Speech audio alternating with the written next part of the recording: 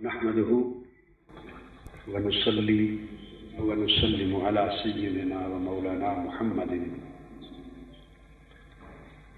رسوله النبي الأمين المكين الحنين الكريم الرؤوف الرحيم. أما بعد، بسم الله الرحمن الرحيم. منہاج القرآن بھی ملی کے اہتمام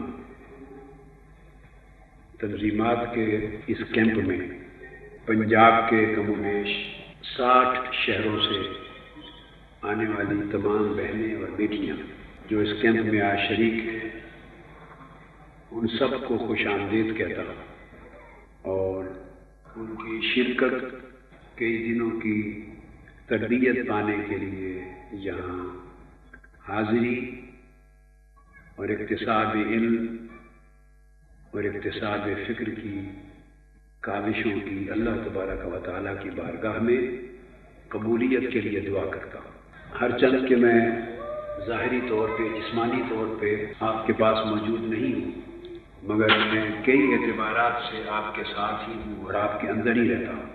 مجھے بہت خوشی ہوئی کہ ویمن لیگ اپنا تعلیمی تربیتی سفر، دعوتی سفر تسلسل کے ساتھ جاری رکھے ہوئے ہے۔ اور ایک بات قابل ذکر ہے، میں اپنی آنے والی بہنوں اور بیٹیوں کو بتانا چاہتا ہوں، ویمن لیگ کے لیے یہ جو آپ کی بہنیں ہیں جو انہوں نے کیمپ آرگنائز کیا ہے اور تربیت کے لیے تگ و دو کرتی ہیں، یہ بات بالکل مبنی بر حق ہے کہ ویمن لیگ کی کارکردگی، ویمن لیگ کے کام کے ریزلٹس کسی لحاظ سے مردوں سے کم نہیں ہیں۔ 25 اگر نظامتے ہیں تو 24 مردوں کے پاس ہیں۔ ایک ہی پلیٹ فارم ہے نا خواتین کا، مگر ایک شعبہ ہو کر مردوں کے 24 شعبوں کو انہوں نے ہرا کے رکھ دیا ہے اور نتائج کے اعتبار سے سب کو پیچھے چھوڑ کے آگے بڑھ گئی۔ فروغ دعوت میں بھی آپ کا ریکارڈ رہا ہے، ویمن لیگ کا تنظیمات میں بھی اور افرادی قوت کے بڑھانے میں بھی اور مختلف کیمپس کو آرگنائز کرنے میں بھی، اور عرفان القرآن کورسز سمیت ہر کام میں جدھر دیکھیں ویمن لیگ الحمدللہ تعالیٰ سر فہرست نظر آتی ہے۔ یہ بڑی لائق مبارکباد ہے۔ اور اب میں چاہ رہا ہوں کہ جتنی 200 کے قریب یا کم و بیش جو بہنیں اور بیٹیاں آئی ہیں اس کیمپ میں، ان میں سے ہر ایک بہن مجسم ویمن لیگ بن کے جائے، یعنی اجتماعی طور پہ ویمن لیگ جو پورا کام کر رہی ہے، آپ میں سے ہر ایک بہن اور ہر ایک بیٹی پوری کی پوری ویمن لیگ بن کے جائے، اپنے جذبات میں، اپنے فکر میں، دعوت میں، مشن کی درد میں، فہم میں اور دعوت کے فروغ میں، تنظیم سازی میں، افرادی قوت کے بڑھانے میں، ہر بحاظ پر ایک ایک بہن اور ایک ایک بیٹی اتنا کام کرنے کا عزم لے کر جائے جتنا کام اجتماعی طور پہ پوری ویمن لیگ کرتی ہے۔ تو کیا آپ کا ارادہ ایسا بن گیا ہے؟ ہاتھ کھڑا کر کے بتائیں نا مجھے۔ اللہ پاک آپ کی توفیقات میں اضافہ فرمائے۔ چند چیزیں آپ کے لیے ضروری ہیں جس کے لیے آپ جمع ہوئی ہیں۔ سب سے پہلے تو یہ کہ تحریک منہاج القرآن دین کا ویژن کیا دیتی ہے، بلکہ اس سے ایک قدم پہلے بات کرتا ہوں۔ سب سے پہلے تحریک منہاج القرآن کس عقیدہ کو، یعنی جو اسلامی عقیدہ ہے اس کی کس تعبیر کو فروغ دیتی ہے؟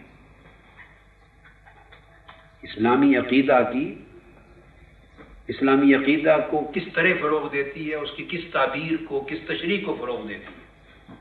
تو سب سے پہلی چیز یہ کہ جو عقیدہ اسلامی کی تعبیر ہے جو منہاج القرآن دیتا ہے، عقیدہ اسلامی کی تعبیر، اس کو سمجھنا چاہیے اور اس کی پرفیکٹ کمیونیکیشن ہونی چاہیے۔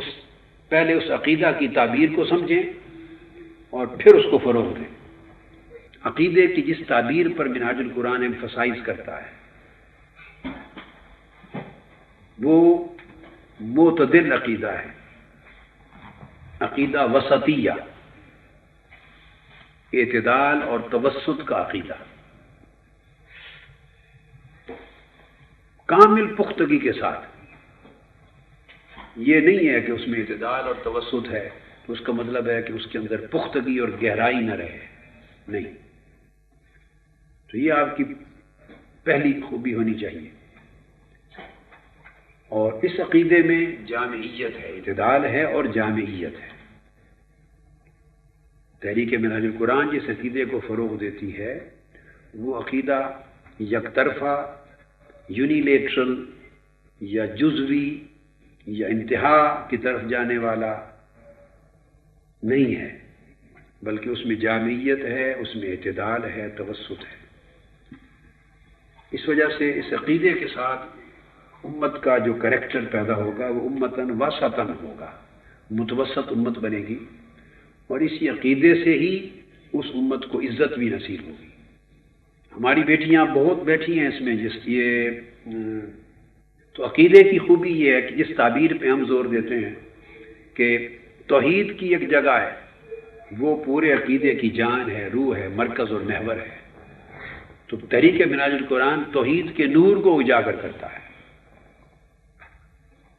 نزاعی اور اختلافی اور مناظرانہ توحید کو نہیں، بلکہ عارفانہ توحید کو اجاگر کرتا ہے، جس توحید کے عقیدہ توحید کے ذریعے اللہ کی معرفت نصیب ہو اور اللہ کی محبت نصیب ہو، اور جس کے ذریعے اللہ کی طاعت اور اللہ کی عبدیت اور بندگی نصیب ہو، اور اللہ کی قربت نصیب ہو اور اس کی حضوری نصیب ہو۔ ہمارا ایمفسائز کرنا توحید کے اس ایسپیکٹ پر ہے۔ اس لیے میں نے کہا کہ نور توحید تحریک منہاج القرآن کے تعبیر عقیدہ میں اولی بات ہے۔ پھر اس کے بعد ربط و نسبت رسالت ہے، حضور علیہ الصلوۃ والسلام کی ذات اقدس کے ساتھ اور آپ کی رسالت کے ساتھ، مرکز رسالت کے ساتھ نسبت کو، ربط کو مضبوط تر کرنا، محبت کی شکل میں، ادب اور تعظیم و تکریم کی شکل میں، اطاعت اور اتباع کی شکل میں، اور پھر آپ کے دین کی خدمت و نصرت کی شکل میں، ہر لحاظ سے آقا علیہ الصلوۃ والسلام کے ساتھ اپنی محبت کو، نسبت کو، ربط کو مضبوط سے مضبوط تر رکھنا۔ کیونکہ آج کے دور میں توحید پر بھی ضرب ہے کہ لوگ خود اللہ کے، آج کے دور میں اللہ کے وجود اور اس کی وحدانیت اور اس کی الوہیت میں بھی شکوک و شبہات میں مبتلا ہو رہے ہیں۔ جو سیکولرزم آ رہی ہے، میٹیریلسٹک لائف آ رہی ہے، تو مذہب کی ضرورت سے بھی انکار ہوتا جا رہا ہے۔ مذہب کی ضرورت سے انکار کا مطلب ہے اللہ کے وجود کا انکار ہے، اپنے آپ کو اللہ کا بندہ سمجھنا، اس تصور کا انکار، اور اللہ کے احکام کے تابع سمجھنا، اس تصور کا انکار ہے۔ تو سوسائٹی جو میٹیریلسٹک ہو رہی ہے تو سیکولرسٹک ہو رہی ہے، اور سیکولرسٹک ہونے کا مطلب یہ ہے کہ دین اور مذہب کی اور توحید کی اور اللہ کی الوہیت اور بندے کی عبدیت کا جو پورا مرکزی خیال اور تصور اور عقیدہ ہے وہ کھوکھلا کیا جا رہا ہے، یا اس کو نگیٹ کیا جا رہا ہے، تاکہ بندہ آزاد ہو جائے، خود خدا بن جائے، اور وہ مرضی سے جو چاہے آپریٹ کرے، جو چاہے فیصلے کرے، اپنی رائے، اپنی وزڈم، اپنی عقل کو ہی وہ وحی کی جگہ بدل بنا دے۔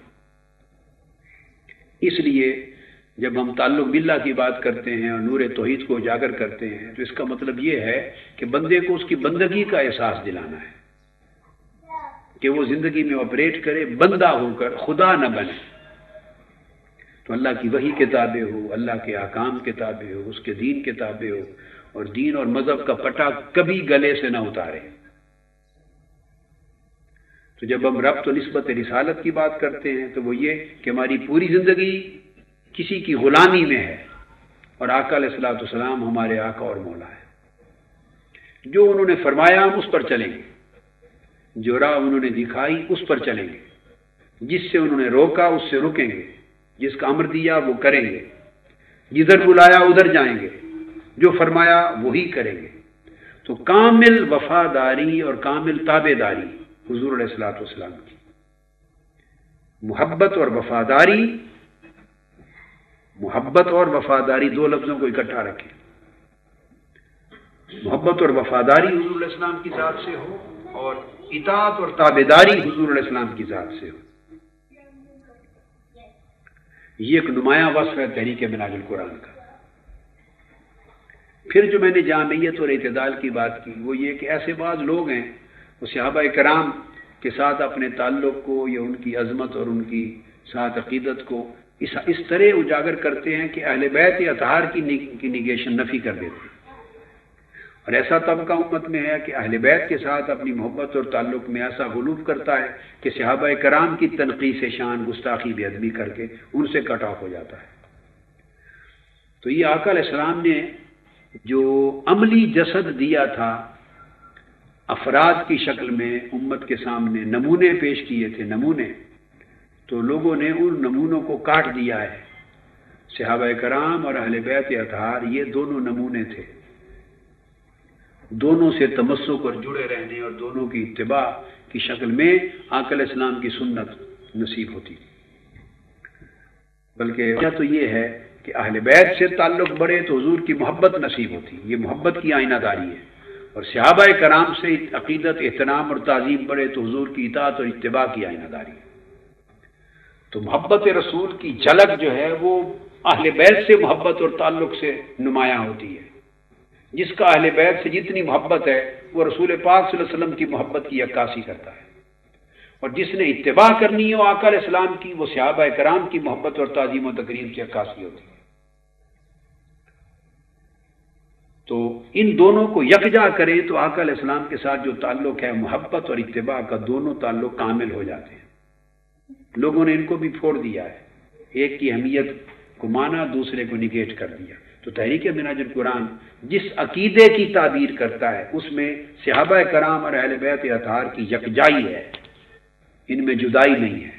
پھر صحابہ کرام اور اہل بیت اطہار کا جب دور گزر گیا تو اس کے بعد بھی 1400 سال ہیں تاریخ کے، پھر ان کے بعد آقا علیہ السلام نے پھر نمونے دیے امت کو، جن کو اہدنا الصراط المستقیم صراط الذین انعمت علیہم کہا، ان کا راستہ دکھا جن پر تو نے انعام کیا، اور انعام والے بندوں کو فرمایا کہ النبیین والصدیقین والشہداء والصالحین۔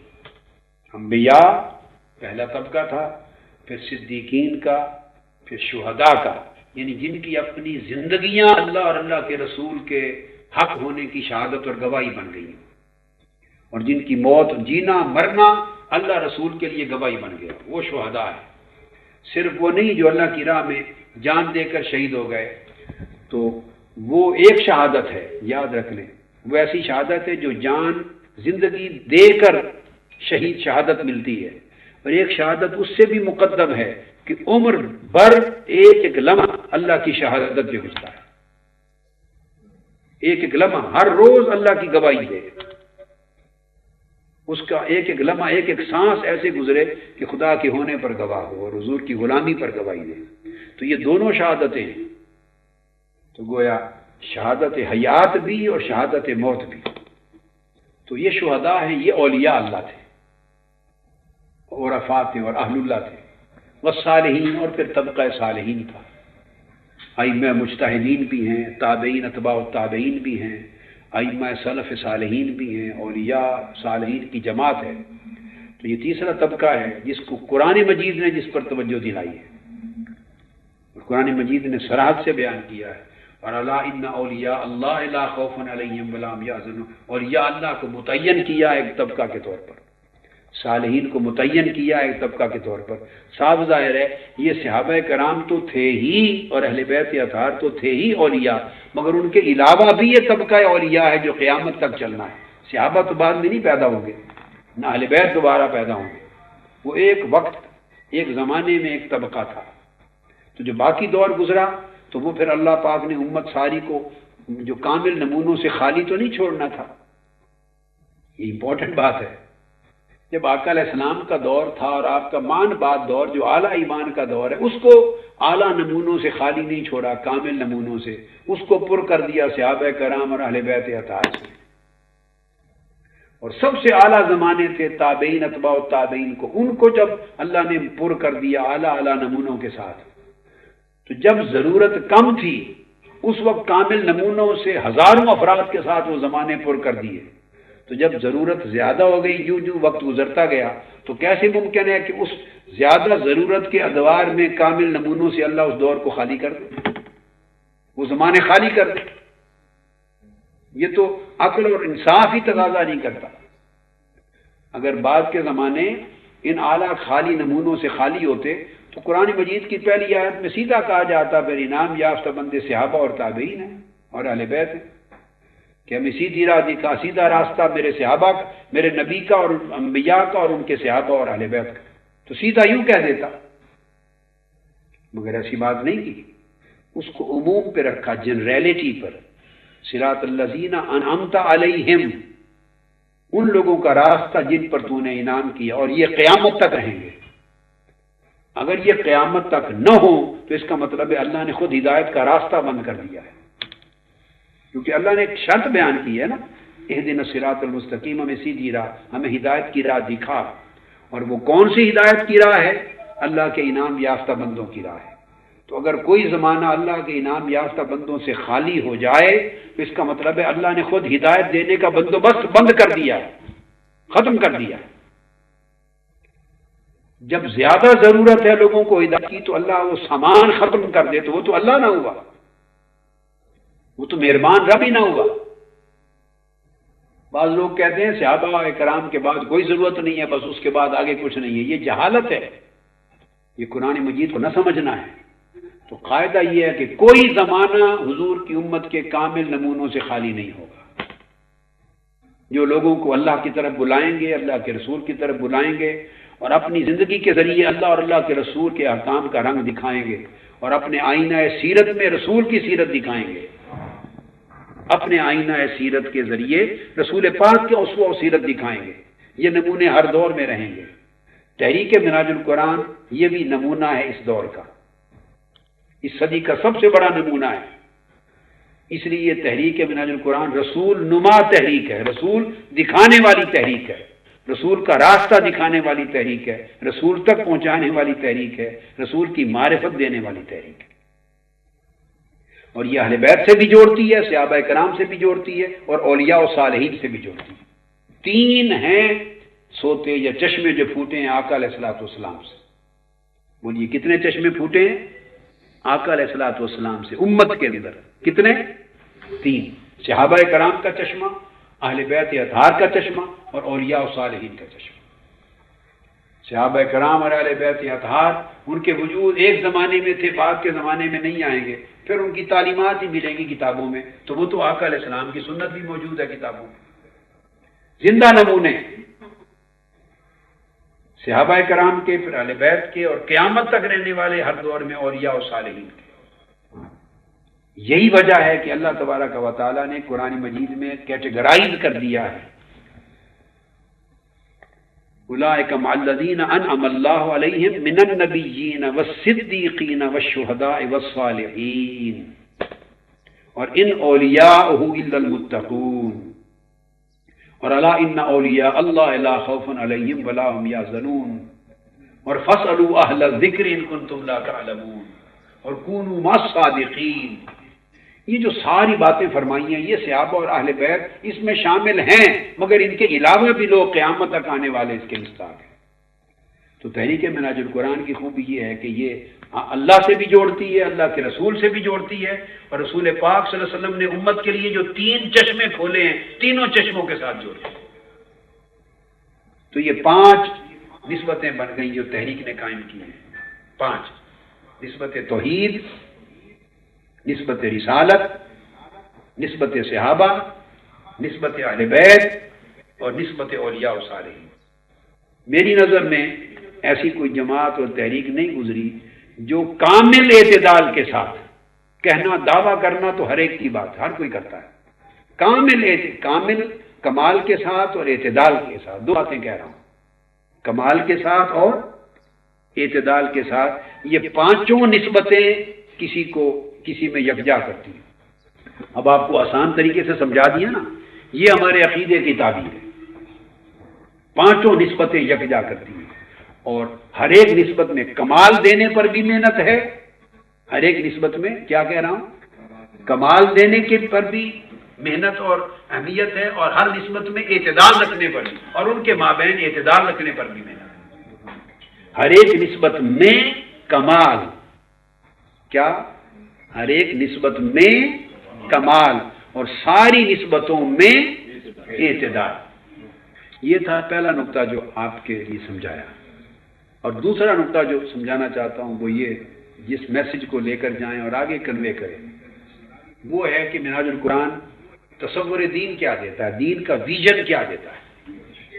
ہمارا جو تصور دین ہے اور دین کا ویژن ہے اور دین کی تمام تعلیمات ہیں وہ کن بیسک کنسیپٹس پر مبنی ہیں، یا ان کی بیسک فاؤنڈیشنز کیا ہیں، یا آپ سمجھیں ان کی بنیادی روح کیا ہے جس سے پورا ویژن بنتا ہے، تصور بنتا ہے دین کا.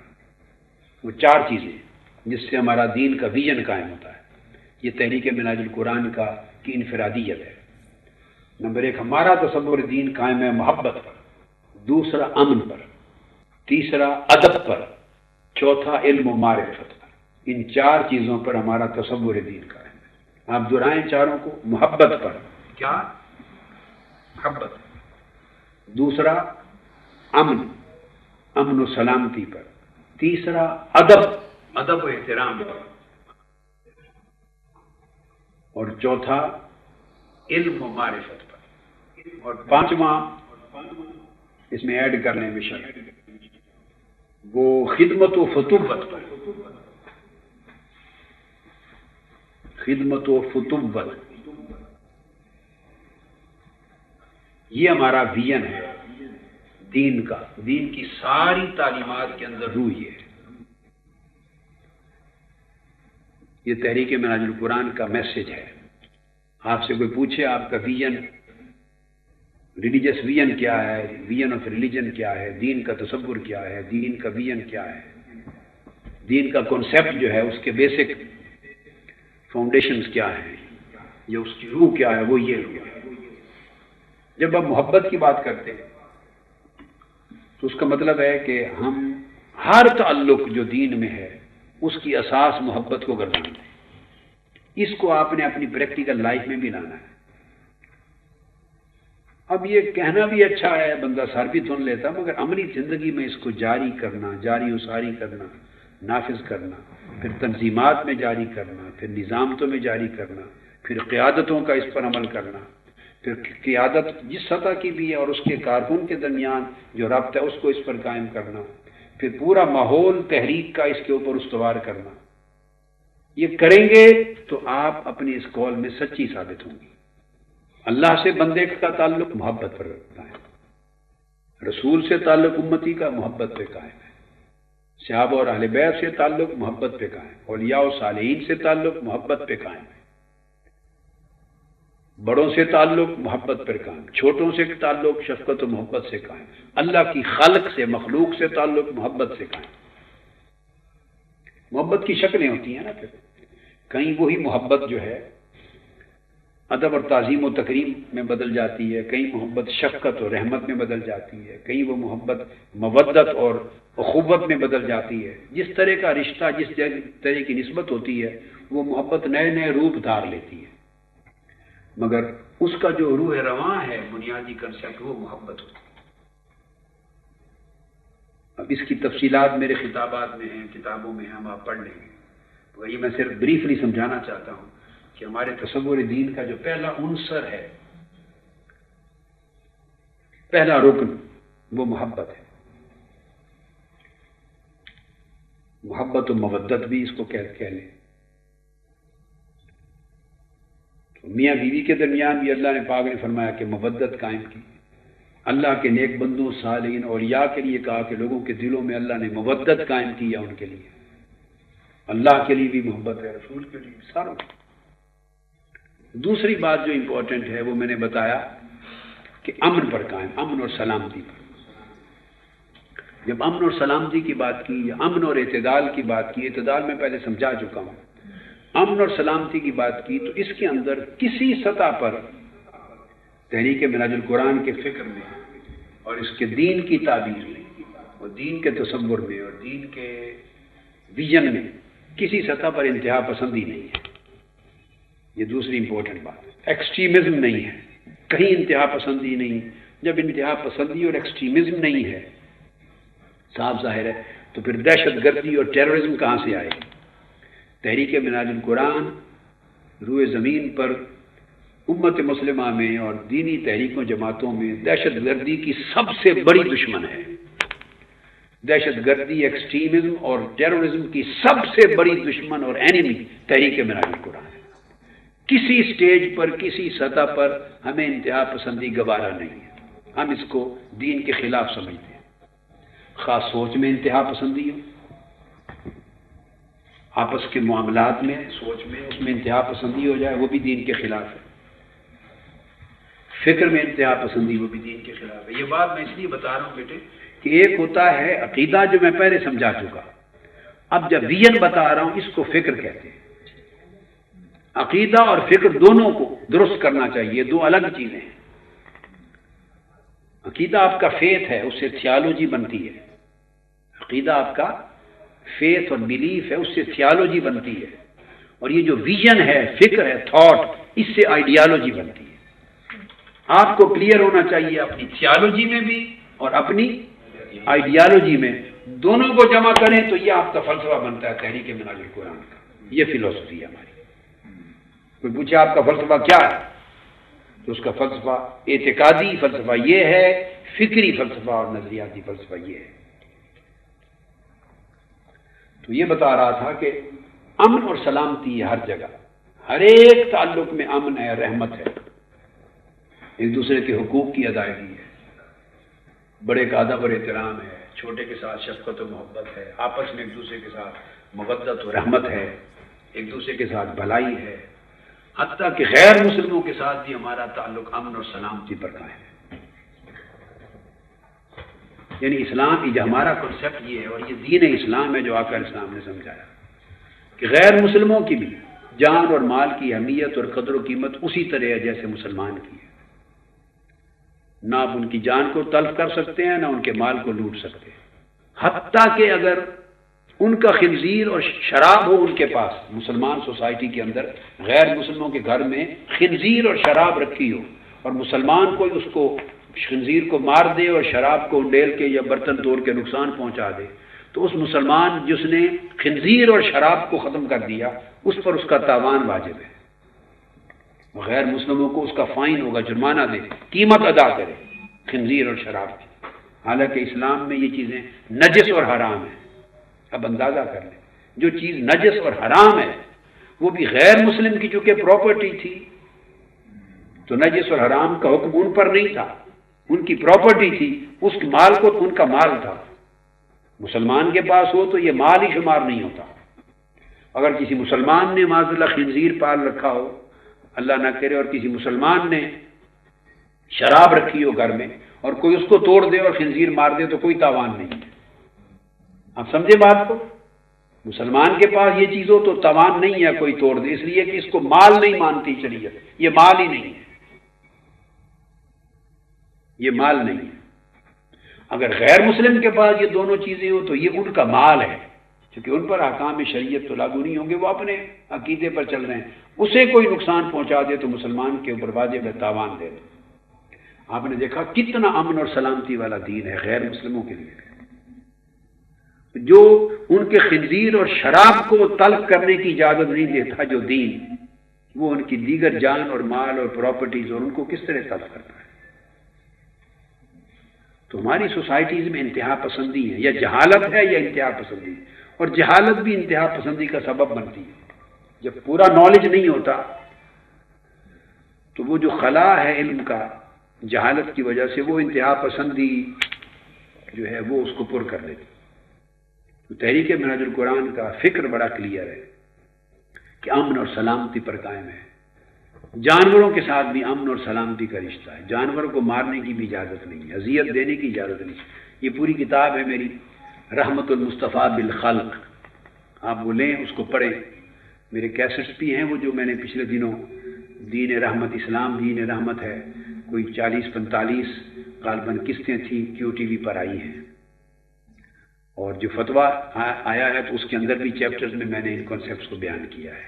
جو فتویٰ ہے 600-700 صفحے کا، 600 صفحے کا. تو اس سے امن اور سلامتی کا تصور اجاگر ہوتا ہے. اور یہ امن اور سلامتی اسلام کا بھی معنی ہے، ایمان کا بھی معنی ہے، اور احسان کا بھی معنی ہے. 3 درجے ہیں، اسلام، ایمان، احسان، اور تینوں لفظوں کے اندر جو معنی ہے وہ امن اور سلامتی کا ہے، خیر کا معنی ہے، ہمیشہ شر کو دور کرنا اور سیئہ کو، برائی کو حسنہ سے دور کرنا، دفع کرنا. ظلم کو احسان کے ساتھ دور کرنا، برائی کو اچھائی کے ساتھ دور کرنا، یہ کنسیپٹ ہے امن و سلامتی کا۔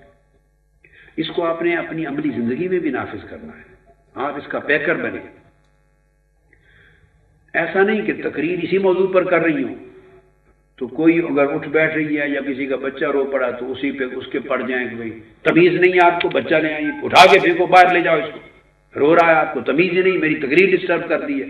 امن اور سلامتی کی تقریر کے دوران تو یہ سارا آگ نکالتے منہ سے، تو امن اور سلامتی نہ ہو، یہ دھوکہ بازی ہو جاتی۔ امن تو پھر یہ ہے کہ طبیعتیں بھی پرامن بن جائیں، مزاج بھی پرامن بن جائیں، مزاجوں میں سلامتی آ جائے، یہ چاہتا ہوں۔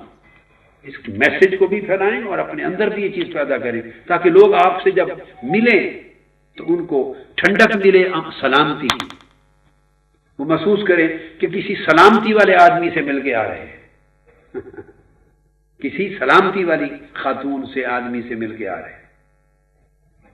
تیسری چیز میں نے بتایا ادب۔ تو ہمارے ویژن آف اسلام میں ادب ہے، جس کی جمع آداب ہے، ایٹیکیٹس ہیں، مینرز ہیں، ہر ایک کے ساتھ تعلق میں ایک ادب ہے۔ ہم اس ادب کو ملوز رکھنا دین کی روح سمجھتے ہیں۔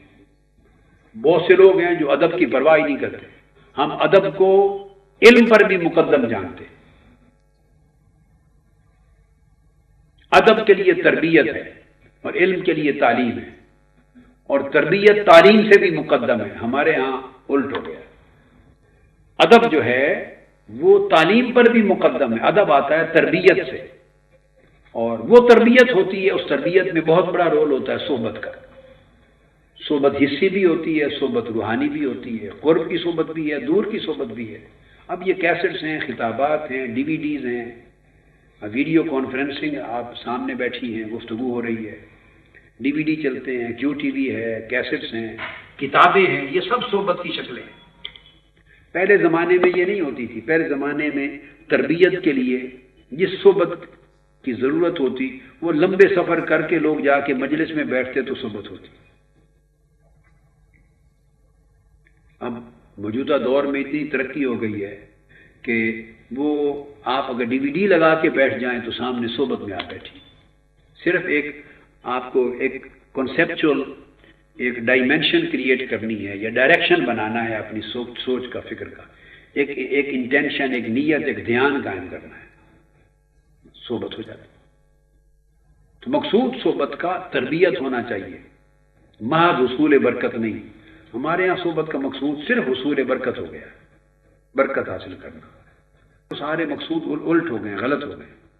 صحبت کا مقصد تربیت ہے۔ جس نے تربیت نہیں لی اس نے گویا صحبت اختیار ہی نہیں کی، وہ ویسے بیٹھا رہا ان کے پاس بیٹھنے والوں میں تو آقا علیہ السلام کے ابو جہل بھی تھے، ابو لہب بھی تھے، کفار مشرکین بھی تو آ کے بیٹھتے تھے پاس، اور مدینہ طیبہ کے کئی سالوں میں منافقین بھی پاس بیٹھتے تھے مجالس میں، سفر پہ بھی جاتے تھے، حضر میں بھی ساتھ، پیچھے مسجدوں میں نماز بھی کھڑے ہو کے پڑھتے تھے۔ اس کو قرآن مجید نے کہا اذا قاموا الی الصلاۃ قاموا کسالی، تو اس کا مطلب پیچھے نماز بھی پڑھتے تھے۔ اس سے بڑھ کے اور صحبت کیا ہوتی ہے؟ ظاہر ہے۔ تو اس کو صحبت نہیں مانا، حالانکہ وہ ساتھ رہتے تھے۔ تو ساتھ رہنے کو صحبت نہیں کہتے، یہ بات یاد رکھ لیں۔ ساتھ رہنے کو صحبت نہیں کہتے، اس ساتھ کو صحبت کہتے ہیں جس سے بندہ تربیت حاصل کرے، اصلاح لے، فیض لے، اور اپنی زندگی میں اس کو منعکس کرے، منتقل کرے، وہ صحبت ہے، فقط وہ صحبت ہے۔ صحبت سے تربیت لے، اور تربیت کا مقصود ہے کہ باادب بنے۔ اللہ کا ادب ہے، رسول کا ادب ہے، صحابہ و اہل بیت کا ادب ہے، اولیاء و صالحین کا ادب ہے، بڑوں کا ادب ہے، والدین کا ادب ہے، چھوٹے بچوں کا ادب ہے۔ آپ کہیں گے بچوں کا ادب کیا ہوا؟ نہیں، حقوق کی ادائیگی کو ادب کہتے ہیں۔ ادب کی تعریف یہ ہے حقوق کی ادائیگی کو ادب۔ مقصد بات کا یہ ہے، یہ ادب کیا ہے؟ آپ سب کو جو سمجھا رہا ہوں، اولاد کا ادب ہے، جانوروں کا ادب ہے، کتے کا بھی ادب ہے، پڑوسیوں کا ادب ہے۔ ادب کا کنسپٹ ہے، یاد رکھ لیں، جس کے ساتھ آپ ڈیل کر رہے ہیں، بیہیو کر رہے ہیں، اس کا جو حق آپ کے ذمے بنتا ہے اس کو صحیح طریقے سے ادا کرنا، اس کو ادب کہتے ہیں۔ جو حق اس کا بنتا ہے اس کو ادا کرنا، اللہ کا جو حق بنتا ہے اس کو ادا کرنا ادب ہے، رسول کا جو حق امت پر ہے اس کی ادائیگی ادب ہے، بڑوں کا حق چھوٹوں پر ادائیگی ادب ہے، اور چھوٹوں کا جو حق بڑوں پر ہے بڑا جب وہ ادا کرتا ہے تو وہ ادب ہے، پڑوسیوں کا حق وہ ادا کرنا ادب ہے، مخلوق خدا سمجھ کے جانوروں کا، تاکہ ان کو اذیت نہ دیں، ان کو کھانا دیں، پانی دیں، پیاسا نہ ماریں کتے بلی کو، جو کچھ بھی ہو، پرندے ہوں، تو ان کا حق ادا کرنا، یہ سب ادب کہلاتا ہے۔ تو دین، میں کہا کرتا ہوں، حقیقت یہ ہے کہ دین اصل میں سارا ادب کا نام ہے۔ دین علم نہیں ہے، دین ادب ہے۔ علم تو علم ہے، اگر دین اصلاً علم ہوتا تو اس کی بنیاد ایمان بالغیب پہ نہ رکھی جاتی۔ ایمان بالغیب میں تو نفی ہی علم کی ہے، بن دیکھے مان لینا۔ جو سورس آف نالج ہے، دیکھنا، پڑھنا، سیکھنا، سمجھنا، وہ سورس آف نالج ہے، اس کے بغیر ماننا یہ ادب ہے، اور دیکھ بھال کے سمجھ کے ماننا یہ علم ہے۔ تو اللہ پاک نے ایمان اور دین کی بنیاد ایمان بالغیب پہ رکھی ہے، تو گویا دین ادب ہے۔ اولیاء اللہ کہا کرتے کہ دین سارا ادب ہے، اور وہ طویل سال زندگی کے ادب سیکھنے پہ صرف کرتے ہیں۔ اس لیے آقا علیہ الصلوۃ والسلام نے جو امت کی تربیت فرمائی اور تعلیم فرمائی، اس میں جو فرائض بیان کیے، فرائض نبوت، فرائض چہارگانہ نبوت یا فرائض پنجگانہ نبوت، جو فرائض بیان کیے، اس میں تربیت کو، جس سے ادب سیکھتا ہے بندہ، اس کو ہر جگہ پہلے لائیں، تعلیم کو بعد میں لائیں۔ شاید فرمایا یتلو علیکم آیاتنا ویزکیکم وَيُعَلِّمُكُمُ الْكِتَابَ وَالْحِکْمَةَ، پہلے تم پر ہماری آیتیں تلاوت فرماتے ہیں تاکہ اس سے نور پیدا ہو، اور اس نور سے آپ کو شعور ملے، ایک تڑپ اور طلب پیدا ہو، پھر تزکیہ کرتے ہیں، یعنی صحبت کے ذریعے تربیت دیتے ہیں تاکہ تمہیں باادب بنائیں۔ تو تزکیہ اور ادب دیتے ہیں، پھر وَيُعَلِّمُكُمُ الْكِتَابَ وَالْحِکْمَةَ، پھر تعلیم دیتے ہیں کتاب و حکمت کی، اور اس کتاب و حکمت کی تعلیم دے کے پھر وَيُعَلِّمُكُم مَّا لَمْ تَكُونُوا تَعْلَمُونَ، پھر اسرار و رموز اور معرفت سکھاتے ہیں۔ یہ سٹیپس ہیں، ادب مقدم ہے۔ اس لیے جس علم سے پہلے ادب نہیں آیا، وہ علم جو ہمیشہ بندے کو گمراہ کرتا ہے۔ جو علم ادب سے خالی ہے، اس نے ہمیشہ بندے کو گمراہ کیا ہے۔ جو لوگ گمراہ ہو گئے ہیں، آپ کیا سمجھتے ہیں ان کے پاس علم نہیں تھا؟ ان کے پاس بھی علم تھا، اور جو آج کے زمانے میں گمراہ ہیں ان کے پاس علم نہیں ہے، علم ہے، مگر پرابلم کیا ہے؟ علم ہے، ادب نہیں ہے۔ ادب علم کو نور میں بدل دیتا ہے، ادب علم کو نافع بناتا ہے، ادب عاجزی دیتا ہے بندے کو، انکساری دیتا ہے، بندگی دیتا ہے، اس سے علم ہے وہ نافع اور نور بن جاتا ہے۔ تو یہ تیسری چیز جو ہے ہمارے ویژن میں ادب۔ چوتھی چیز پھر میں نے علم بتائی، علم و معرفت۔ پھر ہمارے ہاں اہمیت ہے اس چیز کی دین کے اندر کہ علم کو سیکھنا، ہر چیز کو جاننا۔ علم والے اور بے علم کبھی برابر نہیں ہوتے، تو اس تحریک کا زور ہے علم پر۔ اس لیے کبھی آپ کو عرفان القرآن کورس پہ بلاتی ہے، کبھی چھوٹے 7 روزہ تربیتی کورس پر بلاتی ہیں، کبھی بڑے لنگے طویل المدتی کورسز پہ بلاتی ہیں۔ مختلف جو کیمپ ہوتے رہتے ہیں، یہ سارے کیمپ تربیت اور تعلیم کے لیے ہوتے ہیں۔ ہمارے ہاں استعمال ہوتی ہے اصطلاح تعلیم و تربیت، یہ بس ایک لفظی اور صوتی ترتیب بن گئی ہے، صوتی ترتیب، مگر حقیقت یہ ہے کہ تربیت و تعلیم، پہلے تربیت پھر تعلیم۔ اور میں اگلی بات ایک خاص کہہ دوں، اگر تعلیم پہلے لے لی تربیت کے بغیر تو تعلیم مکمل کرنے کے بعد کبھی تربیت نہیں ہوتی۔ وہ تعلیم تکبر پیدا کر دیتی ہے، بڑائی پیدا کر دیتی ہے، وہ سمجھتا ہے میں سب کچھ سیکھ گیا، مجھے سارا پتہ چل گیا۔ اب جو تربیت کی بات کرے گا اس نے کہا آپ کو کیا پتہ، میں سارا کچھ پڑھ گیا۔ وہ سارے پڑھنے کو تربیت سمجھتا ہے کہ سب کچھ ہو گیا، تو عقل خراب کر دیتی ہے تعلیم۔ اگر تعلیم پہلے ہو گئی اور تربیت رہ گئی تو تعلیم کے بعد تربیت نہیں ہوگی۔ یہاں آپ کو ایک دلچسپ اور لطیف نکتہ بتاؤں۔ سیدنا ابراہیم علیہ السلام نے کعبہ تعمیر کیا اور پھر دعا کی، اور رسول اللہ صلی اللہ علیہ وسلم کی بعثت کی، التجا کی، اور التجا کر کے تو عرض کیا باری تعالیٰ ایسا رسول آخر الزماں بھیج کہ وہ یہ کام کرے۔ تو جو عرض کیا اس میں ترتیب ان کی زبان مبارک سے یہ نکلی، جو اب بتاتا ہوں آپ کو، ترتیب یہ نکلی۔ عرض کیا وَبْعَثْ فِيهِمْ رَسُولًا مِّنْهُمْ يَتْلُو عَلَيْهِمْ آیَاتِكَ، جو تیری آیتیں ان پر تلاوت کرے، وَيُعَلِّمُهُمُ الْكِتَابَ، اور انہیں تیری کتاب کی تعلیم دے، والحکمہ، اور حکمت سکھائے، وَيُزَكِّيهِمْ، اور ان کی تربیت کرے، تزکیہ کرے۔ جب ابراہیم علیہ السلام نے دعا کی تو دعا میں تعلیم کی بات پہلے عرض کر بیٹھے اور تزکیہ کی بات بعد میں۔ جب اللہ تبارک و تعالی نے اس دعا کو قبول کیا، اسی اگلے رکوع کے بعد جب جواب آیا کما ارسلنا فیکم رسولا، تو جب قبولیت کا میسج آیا تو اللہ پاک نے ترتیب کی کریکشن کر دی، ترتیب کو کریکٹ کر دیا، تبدیل کر دیا۔ انہوں نے دعا میں کہا تھا یعلمہم الکتاب والحکمہ ویزکیہم انک انت العزیز الحکیم۔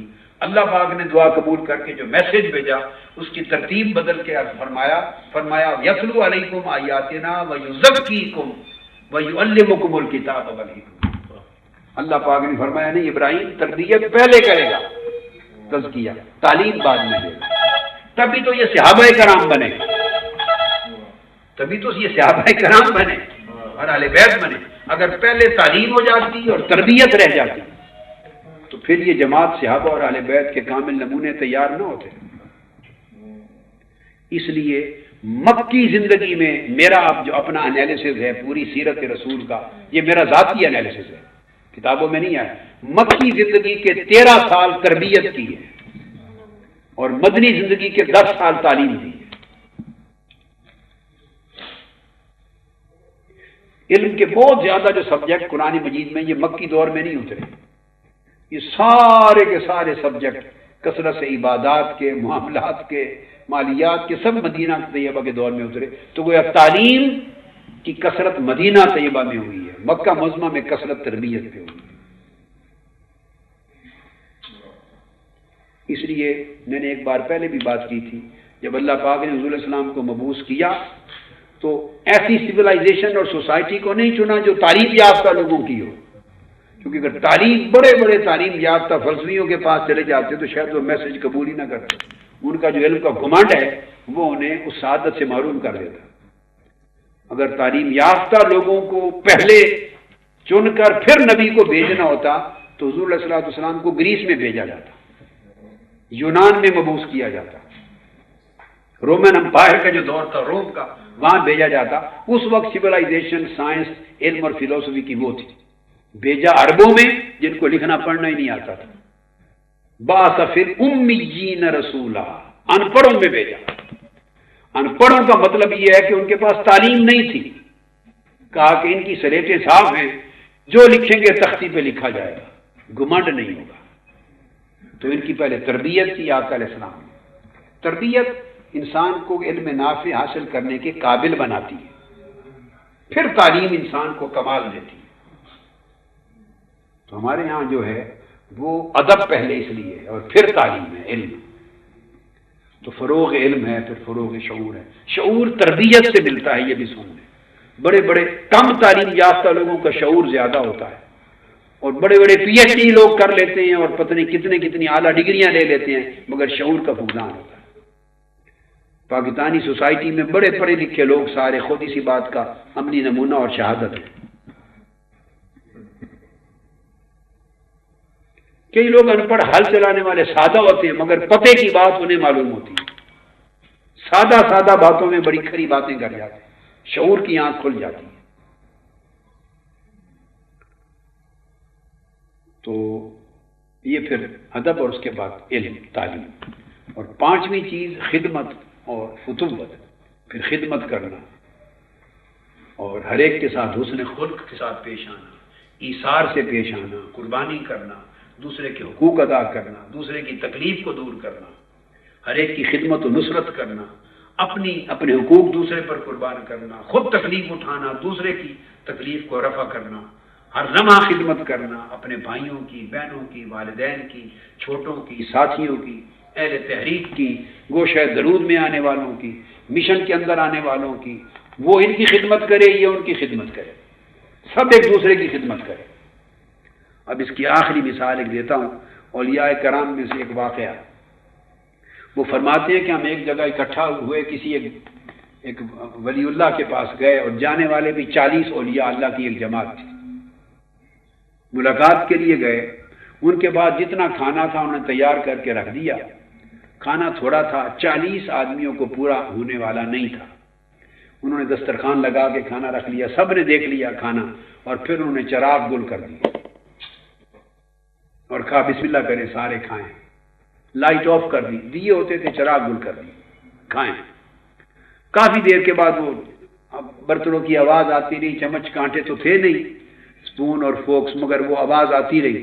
فارغ ہو گیا جب سارے آوازیں ختم ہو گئیں ہاتھوں کی، تو پھر انہوں نے لائٹ آن کی تو سارا کا سارا دسترخوان، سارے ڈونگے پلیٹیں اسی طرح بھرے کے بھرے تھے، کسی نے کھایا ہی نہیں تھا، کسی ایک نے نہیں کھایا۔ وہ ہر کوئی ایسے ہاتھ مار مار کے ظاہر کرتا رہا کہ میں کھا رہا ہوں، کھا رہا ہوں، کھا رہا ہوں۔ یہ پوچھا کیا ماجرا، تو ہر ایک کا خیال یہ تھا کہ کھانا تھوڑا تھا، اگر میں نے کھا لیا تو میرا دوسرا بھائی کہیں بھوکا نہ رہ جائے، میں نے کھا لیا تو دوسرا بھوکا نہ رہ جائے۔ ہر کوئی یہی خیال کرتا رہا کہ میں نے کھا لیا تو دوسرے کو کم نہ پڑ جائے، سو کسی نے نہیں کھایا۔ جب دوبارہ چراغ جلا تو سارا کھانا جو کا توں تھا۔ یہ تصور خدمت ہے، اس کو فتوت کہتے ہیں، فتوت۔ یہ خدمت کا تصور، تصوف اور سلوک کا تصور ہے۔ تحریک منہاج القرآن اس پر زور دیتی ہے۔ اب آپ اس پر کتنی محنت کرتی ہیں اور کتنی محنت، یہ جو میری ٹاک ہے اگر آپ نے ریکارڈ کر لی ہے تو یہ کارکنان جو ہمارے تنظیمات ہیں مرد، ان کو بھی سنائیں، یہ ساروں کے لیے کامن ہے، یہ سب کو سنانے والی بات ہے۔ یہ 5 چیزیں ملائیں گی تو یہ ہمارا تصور دین ہے۔ بقایا سب قصے کہانیاں اور باتیں ہیں اور لوگوں کے ساتھ دھوکہ بازی ہے۔ بس میں یہ کہوں گا کہ ہم دھوکہ بازی سے پرہیز کریں، جو اصل روح ہے دین کی اور تعلیمات کی، اس کو سمجھیں، اپنی زندگی میں نافذ کریں، اجاگر کریں، لوگوں تک پہنچائیں۔ اور سب سے بہتر تبلیغ، ہماری بہنیں بیٹیاں بیٹھی ہیں، سمجھا رہا ہوں، اور کارکنان کو، سب سے بہتر تبلیغ آپ کی اپنی پریکٹیکل لائف ہے، آپ کا اپنا ڈیمونسٹریشن ہے، جو مظاہرہ کرتے ہیں بس وہ سب سے بہتر تبلیغ ہے۔ اللہ پاک آپ کو کامیابی و کامرانی دے۔ یہ میسج لے کے جائیں، اور آخری چیز جو آپ کے ذمہ کرنا چاہتا ہوں، اس میسج کو ایک ایک گھر پہنچائیں، دعوت کو فروغ دیں اور افرادی قوت میں اضافہ کریں۔ تحریک اس میسج کے ساتھ کیسٹ دیں ہر ایک کو، یہی کیسٹ لے جائے میرا آج کا، اس طرح اور بے شمار کیسٹس ہیں، بس ایک کیسٹ ہر ایک کے گھر پہنچا دیں، دعوت بذریعہ کیسٹ۔ وہ نتائج آپ کی زبانی بات چیت کرنے سے نہیں حاصل ہوں گے، جو میرا کیسٹ دے دیں اور ان کی اتنی محنت کرنے کے سن لیں، پھر ایک اور دے دیں کہیں سن لیں، 3 کیسٹ یکے بعد دیگرے دے آئیں۔ اگر اللہ پاک نے اس کے دل پر مہر نہیں لگا دی تو 3 کیسٹوں سے آپ کا کام ہو جائے گا۔ تو دعوت اس طریقے سے دیں، افرادی قوت میں اضافہ کریں، تنظیمات بڑھائیں، کوئی جگہ یونین کونسل تک کی خالی نہ رہے جہاں مشن کی دعوت نہ پہنچے، تنظیم کا سٹرکچر قائم نہ ہو اور افراد پیدا نہ کرے۔ اس کے بغیر اس سوسائٹی میں مستفہم انقلاب نہیں آئے گا۔ پاکستان تباہی کی طرف جا رہا ہے، ہلاکت کی طرف، تباہی کے دانے پہ کھڑا ہے۔ دنیا بہت آگے نکل گئی، پاکستان بہت پیچھے چلا گیا۔ 60 سال پاکستان نے پیچھے ریورس گیئر لگا کے پیچھے کا سفر کیا ہے۔ اب تو وہ گڑھے کے قریب جا پہنچا ہے۔ اگر یہی حال رہا اور اس میں تبدیلی نہ آئی اور روک تھام نہ ہوئی، وہ روک تھام آپ نے کرنی ہے، مگر دنگے فساد سے نہیں۔ بس آپ سمجھیں کہ روک تھام کیسٹ کے میسج کے ذریعے کریں، خرچ کریں، ایک ایک فرد کو کیسٹ سنائیں، ایک ایک گھر میں کیسٹ سنائیں، 3 4 5 ایک نصاب بنا لیں۔ 5 کیسٹ اگر ایک گھر میں سنا لے، میں امید کرتا ہوں اس گھر میں انقلاب آ جائے گا۔ گھروں میں جب تبدیلی آئے گی، آپ سے منسلک ہوں گے، تحریک کا حصہ بنیں گے، انشاءاللہ تو سوسائٹی میں تبدیلی کا آغاز ہوگا۔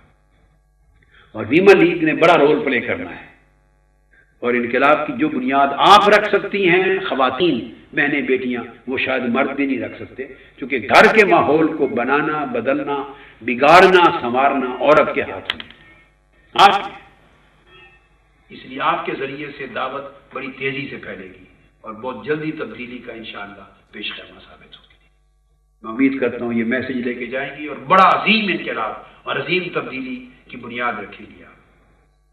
اللہ آپ کا آنا قبول کرے، یہاں کچھ دن رہنا بیٹھنا قبول کرے، لمحہ لمحہ آپ کا اللہ عبادت بنا دے، اور پوری ٹیم ویمن لیگ کی بیٹیاں ہماری جتنی بیٹھی ہیں اور کام کرنے والی رات دن آپ کی کوشش میں لگی ہوئی ہیں، آپ کی خدمت میں لگی ہیں، اللہ پاک ان کی کاوشیں بیٹیوں کی قبول کرے اور آپ کو بھی توفیقات سے نوازے کہ آپ بھی جہاں جائیں ایک گلشن آباد کر دیں مشن کا۔